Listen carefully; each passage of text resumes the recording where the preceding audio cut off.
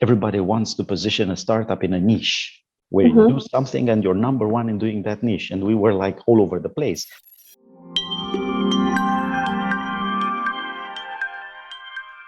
You have to be intentional about raising money. You don't have to run out of money in order to raise money. Don't meet with your preferred investor first.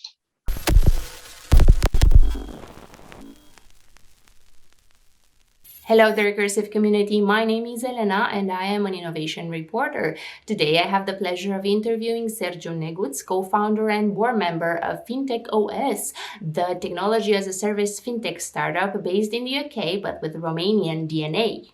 Sergiu Negut has a background in computer science and business administration. He has over 2 decades of experience in business growth in different roles, from advisor to angel investor, and across different niches like health and finances. Today, we get to discover more about his mission of building powerful teams that can increase the value both for the society as well as the shareholders. In the following interview, he will share the lessons he learned along the way and what startup founders should know when applying for fundraising or scaling.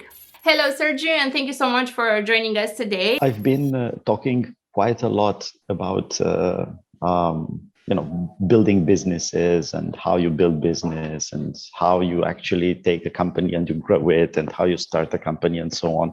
And at some point, you talk, but you have to do stuff as well, because it was some time since I did it last time. So I wanted to join and do it again, especially because, and there is something special about, the universe that we live in, especially because the access to finance has changed a lot. And now we have access to venture capital, which was not the case for businesses started from Romania maybe 10 years ago, where it was a lot more complicated. So I thought, why not try this and, see if it works? Kind of put your money and other people's money where your mouth is. And it works. It works with lots of, comments on the side, like this doesn't, this does, this adds up, this maybe not now, and so on. So what I say every now and then is, if this becomes a major success, then probably I'll go and show up in conferences and interviews and tell everyone how you build a great company. If it fails, then I will have to write a book, and because nobody will invite me, obviously, so I will have to write a book about how you burn, I don't know how many millions, and then lead to nothing. But the beauty of it is that, as we progress with the firm and the firm has become larger and larger and greater, the second scenario is less likely than the first one. So it seems I'm not going to write any book. Okay. Good to know. So now that you've launched FintechOS 22, can you share with us a bit about the fast scale up? What does it entail, and some of the challenges and the lessons that you learned along the way? First of all, about the technology. I mean, why is FintechOS so special? And frankly, I think it's been quite difficult at the beginning to define what it is. And it took some time for us to get to explain in a reasonable amount of time and within a few words what we do. We still don't do it well. So, but it's, at least we have some sort of a definition that we are happy with. And that is high productivity fintech infrastructure builder. And you start, it's like, because it's a number of words, and you start to think, so what does this mean? This means that we saw a gap in the enterprise software for banking and other financial services. And this gap was somewhere, if you want, at the time when the automobile was invented, the gap of productivity, the gap of speed. Everybody was doing stuff with very old-fashioned tools. Yeah, the equivalent of manual work versus mechanic work. So manual work in our world is programming. Mechanic work in our world is using tools that accelerate development of technology a lot. Now, we do that high productivity with two major components. One is a very strong and very powerful and customized for the financial industry no-code editor. The no-code editor allows normal people I would say that by normal people, I mean non-engineers. I'm an engineer, so I can say it. Yeah, so normal people can actually build journeys and data structures and customer interaction, customer profiles with a no-code tool. And this is not new. Like, all the major technologies, all the major successes in technology actually have not necessarily built by building something new, but by building together some new components. So using no code in a specific financial sector environment is something absolutely new. Now, with that comes something else, the possibility to assemble components that are highly productized and that are built for purpose. So we have a number of bundles, packages, connectors, tools that are pre-built using this high productivity technology. And these pre-built stuff accelerate even further the power of transformation that this technology has. Now, there is another thing there that's FinTech, which is like, high productivity for the financial industry, for the financial technology infrastructure. And by infrastructure, we mean something very broad, which was, by the way, a nightmare when we started the company, because everybody wants to position a startup in a niche where you do something and you're number one in doing that niche. And we were like all over the place because our job was not to do the best loan origination or the best onboarding or the best risk evaluation or the best campaign management. Our job is to connect all those in a very powerfully orchestrated environment and do that with high speed. So, coming back, infrastructure for us means pretty much everything. I want to go back to the other part of the question, which was about a challenge, a specific challenge that you tackled during this fast scale up that FinTechOS has witnessed in the last year.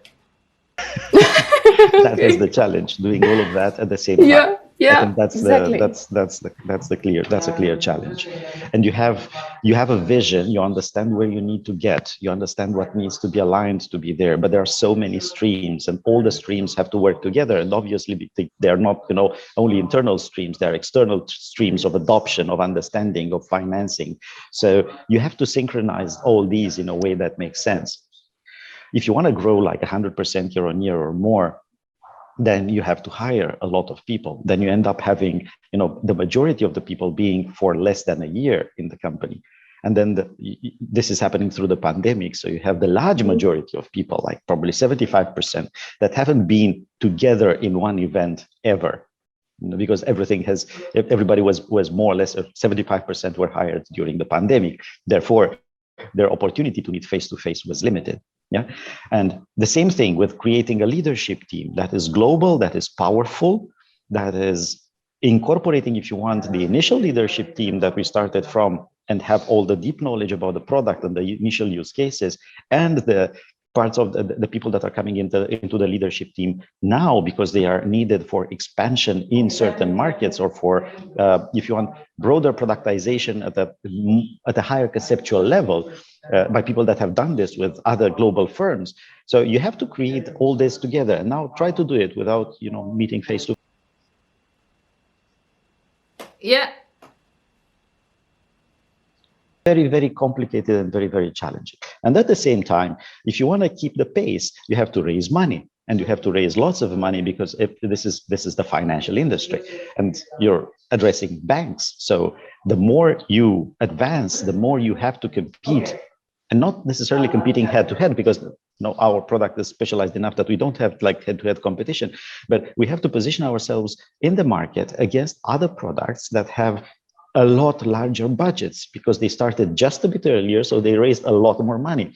Hence, it was very clear for us that if we want to take this route and we want to be very convinced about this and very convincing about this, we have to raise as much money as we can from the existing market in order to, if you want to carry the word outside to the world and, make ourselves known. And at the same time, improve the product and create this robust product that has hundreds of engineers behind that, can build the next level of performance of the technology. Thank you. I have to follow up on what you said there. So these two pillars about team and cohesion and unity, what's the secret of like developing a team that has the same goal, and how do you inspire the same goal so everybody can align? It's easier to preach about it than to do it. I think that's one thing. You do some things, and you always have the feeling that you're somewhat behind what you're preaching, because this is the reality of fast-paced, the fast growth, and the fact that nobody is an expert before they have to act as a senior guy in the team. If you're hiring so fast and you're growing so fast, so for us, it's important we had to become very intentional about our culture. And we had to start putting together some I don't know, values, norms, rituals, because you can't cover everything with processes and regulations and stuff. And we have to be aware of why we are together in order to build what we have to build.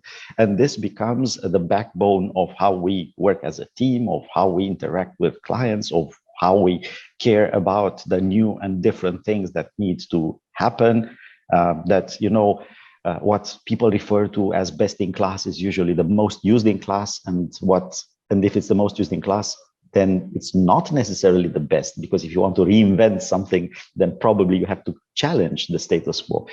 And then we have to make sure that in the process of all this noise and high productivity push that we are all engaged in, including ourselves as humans, we do not forget to be humans. We do not forget to, care about each other. We do not forget to care about the clients, because they also, and the clients, if you want, the consumers, because at the end of the day, we are here to build something for the world. We are here to build something for a better world, using our tools and solutions. And for that, it's absolutely important to remain human and to care.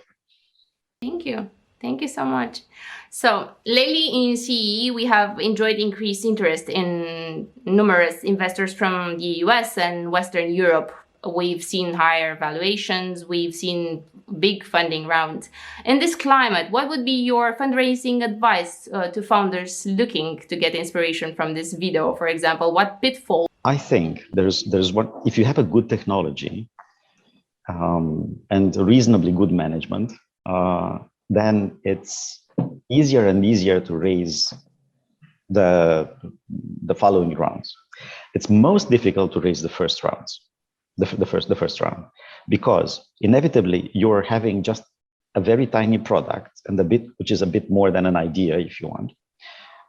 You have maybe some clients, but not necessarily convincing in terms of volume, and you still have to carry your word to the investor world out there, and differentiate yourself among hundreds of startups that are pitching their pitch.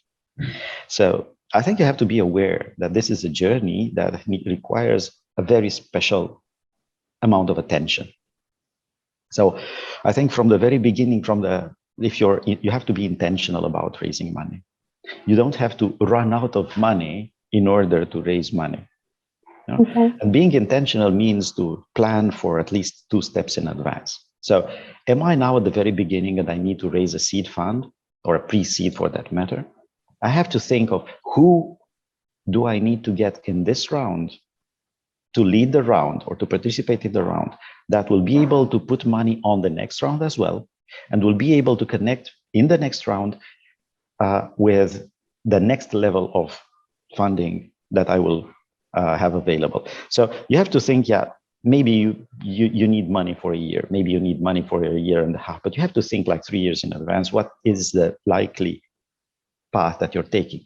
Because the worst thing that can happen is that you get into some sort of, let's say, mediocre area where you're growing, but you're not growing aggressively enough to justify raising more money, and you don't have enough money to invest in order to grow faster in order to raise more money. Yeah. So that's why I think it's very important to get more money than what you think you need, because as you start burning the cash, as you start developing, you realize some things that you didn't know earlier, and that will require investment.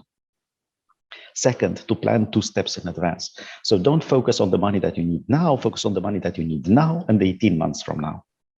And this will actually allow you it's like running up the stairs by two or three steps at a time. And if you want to stop and start again, is a lot more complicated than if you do it, running up. So you have to have the momentum. You have to build that momentum, and you have to build all that energy that takes it up. And for that, there is another clue that I'd like to give to whoever is watching this. And this is, don't meet with your preferred investor first. Meet with some investors that are, you don't, not with your dream investor, because you will get feedback. You will get lots of rejections. Some of the rejections will be because they did not understand the business model. Some of the rejections would be because they do not agree with the business model that you're proposing. Some of the rejections will actually tell you some things that you have not well, or some things that you have not understood well about your technology and how it changes the market. So do that learning without compromising the best money that you can get, because it is about the quality of the money. It's not about the amount of the money. That's awesome. Thank you so much. That's inspiring. I have to ask a little bit about the technology again. How fast are these trends landing in the industry? Do you see the market adopting it at the pace that you would like? And how do you envision, for example, like the collaboration between startups and traditional financial institutions to work together and get digital what it should be? I think market by definition is slow. So there are very, very seldom cases when you see an amazing technology, and that amazing technology transforms everything in a second. Yeah, we've seen an amazing technology for electric cars, and it took as long, it's been reinvented, if you want, by Tesla a few years ago, and thrown into the market. And yet, I don't know, 10 years later, it's only now that it's prevalent, but it's only now that it's prevalent when, Volkswagen is producing lots of electric cars, Volvo is producing electric cars, and everybody is there, is playing the game. So it's not that you have invented that revolutionary technology and you expect that the market will shift. So going for the most glamorous tech may not be going for the best adoption at the same time. You look, for instance, in our space, in our fintech space, how much hype there has been in different waves about blockchain, and how little of blockchain is in the mainstream financial services. Yeah. So there's a difference between the marketing hype and the economic boom facilitated by that marketing hype, and you have to keep things in sync. Yeah, in a way that you have to work for something. Of course, if you're not Elon Musk, if you're Elon Musk, you do something else. But if you're not Elon Musk, you have to keep things in sync with some market trends and be prepared for the market trends that are on track, that are really hot. 18 months from now, 3 years from now, and this is, I think, the interesting part of what works and what doesn't, and how to build things in a way that contributes to the economy in a way, in a practical way. Now, to the other part of the question, which was about creating the ecosystem. Yeah, I think the view of a battle between fintech and traditional players, where in the end there can be only one, as in the Highlander. Yeah. It's not necessarily something that we still talk about. I think pretty much everyone in the market has understood that we are talking about a very complex ecosystem, where you would have fintech players providing niche financial services with extremely powerful, extremely good customer experience. Think of, I don't know, the Revoluts of the universe and how they solve one problem very well from the point of the view of the customer. You will have players that are integrating among different solutions and create that orchestration that is needed in the market. You would have the traditional players that are trying to adopt technology in order to lift themselves to the next level. And you would have niche providers that would be embedded somehow in this entire ecosystem, whether you talk about, apps that trade blockchain-based assets, or if you talk about fast onboarding, or if you talk about risk profiling or everything like this. So you have an ecosystem, and the ecosystem is growing and has a lot of noise, a large number of players. Some are coming in, some are coming out.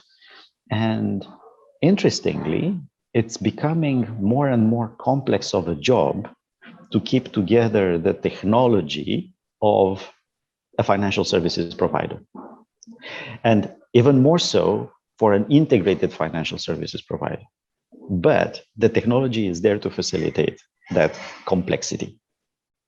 And this is also where we play a role. With this FinTechOS 22 platform, the new platform, you also launched FinTechOS Academy, which aims to make it easier for non-tech teams to learn how to offer customers a full financial journey. What impact do you believe this solution will have? The academy is what an academy is learning people how to use the tool, and teaching people how to use the tool in a more practical and more hands-on way, because the vision here is we are creating a technology, and the technology is really powerful. And I was talking earlier about high productivity fintech infrastructure builders and makers. And the technology is only as good as its adoption is. You can have amazing tools and amazing cars, but if they are difficult to use, there will be only a handful of those that know how to use it. Therefore, it will not grow, or it will not grow as fast. It will not get adopted as fast as it should.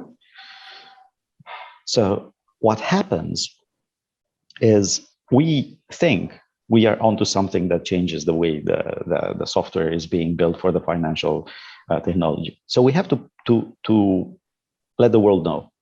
We have to put it forward for everybody to be able to contribute. We have to be able to enable a community-based approach to building software for banking and financial services. In order to create that community, you need an academy that broadcasts knowledge, teaches everybody, allows everybody to interact. And you need a product that is easy to use enough for everyone, what we think is, is not going to be long before a group of 3-5 guys with one license of FintechOS will think, now let's start and build something new that has not been built before, and start something that is fundamentally just based on the FintechOS technology and its power. And it should be irrelevant if these guys are, some young graduates, or they are working as senior consultants in a big consulting firm, in a Big Four, or they are working with one of our clients and they are, initiating a hackathon where new assets are going to be built and so on. Because this is where the technology and the communities come together in order to build the future. That sounds like a great future indeed. My final question, and I'm done. You are the first investor in FintechOS. So what was about the pitch of the founders that convinced you to invest and later on step in as part of the team? Every investment has its own side stories. And this was not a typical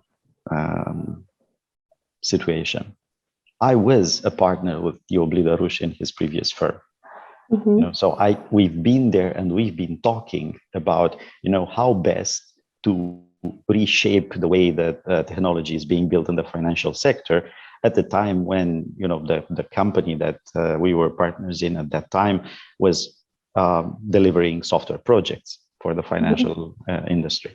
So maybe the question becomes relevant, you know, for how I got into that position, which was not necessarily the promising thing that we're looking at now. And for this, I think there are two things to consider. One,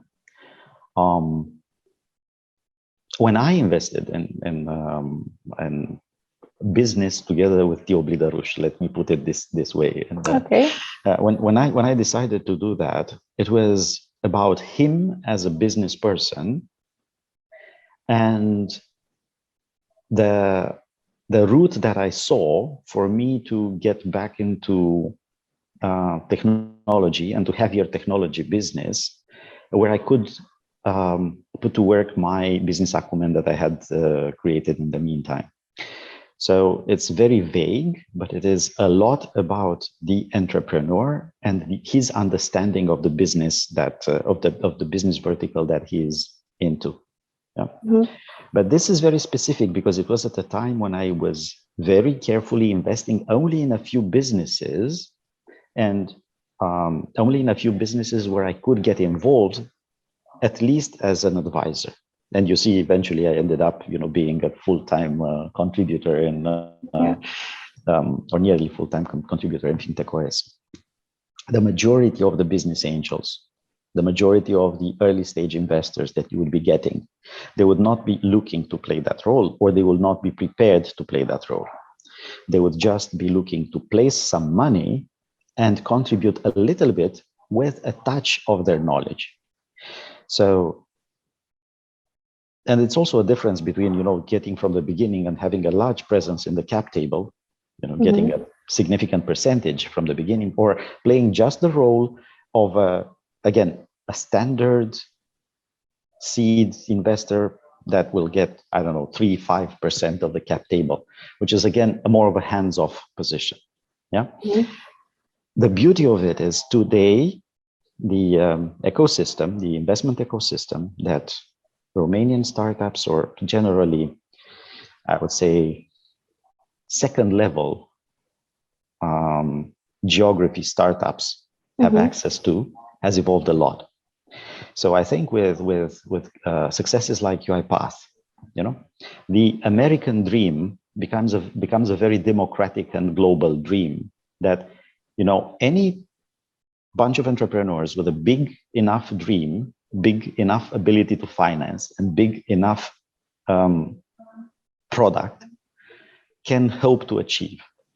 And this is a part of reshaping the world in a way that is changing lives. It's changing lives not only for the few entrepreneurs that started, but for all the hundreds and thousands of people that end up working in these companies and see what and how it's being done. And maybe they start it by themselves 5 years later or 10 years later. And they do it either as, you know, startup people, or they do it as potentially as angel investors. And this is a continuous process of creating an ecosystem that is a robust ecosystem that works. So I would encourage everyone that is looking at the sector to be a part of. How? You either can choose to be an advisor for the things that you know how to do for a few hours for some startups. You can choose to invest small amounts of money into some startups. You can choose to participate when funds are being raised by funds that are creating these startups. So there are many different. Sorry, the light has been switched off in this room, and I don't know how that. No worries. Okay. So there are many ways in which you can be part of this ecosystem, but if you just stay on the side, you're not gonna get it. So I don't know if I'm encouraging a FOMO here. Probably I am. That's good. That's good in a way. But I think the universe is changing in a way that is more accommodating to people having big dreams that are facilitated by technology. Yes, awesome. Thank you so much. I knew I was gonna get something out of this interview, and it is inspiring. Thank you. Thank you.